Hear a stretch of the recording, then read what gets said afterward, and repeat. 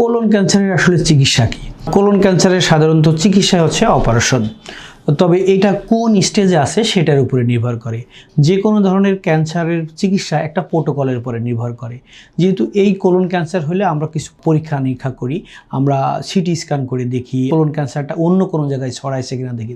তার মানে আমরা স্টেজিং করি, কোন স্টেজে আছে তার উপরে নির্ভর করবে। তবে কোলনের ক্ষেত্রে মেনলি চিকিৎসা হচ্ছে অপারেশন। শুধুমাত্র দুইটা কারণে কোলনের ক্যান্সারের ক্ষেত্রে আমরা ইউজুয়ালি কেমোথেরাপি দিই। আমরা নিউ অ্যাডজুভেন্ট কেমোথেরাপি, মানে অপারেশনের করার আগে আমরা কেমোথেরাপি দিই। ইউজুয়ালি কোলন ক্যান্সারের রেডিওথেরাপি দেওয়া হয় না। কখন কেমোথেরাপি দিই?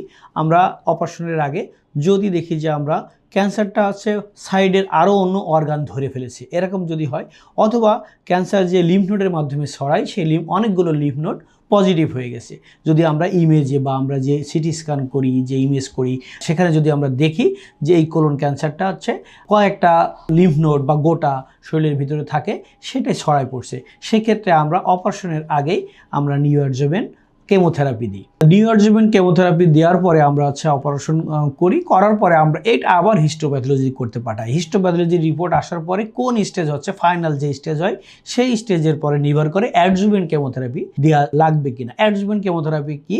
অপারেশনের পরে যার থেরাপি দেওয়া লাগে, সেই ক্ষেত্রে আমরা বলি তাকে অ্যাডজুভেন্ট কেমোথেরাপি। অপারেশন করার শেষে যদি কেমোথেরাপি দেওয়া লাগে। সাধারণত কোলন ক্যান্সার যদি খুব প্রাইমারি স্টেজে ধরা পড়ে, শুধু অপারেশনেই ভালো হয়ে যায়। এবং কোলন ক্যান্সারের অপারেশন করলে কি সবসময় পায়খানার রাস্তা বাইরের দিকে করে দেওয়া হয়?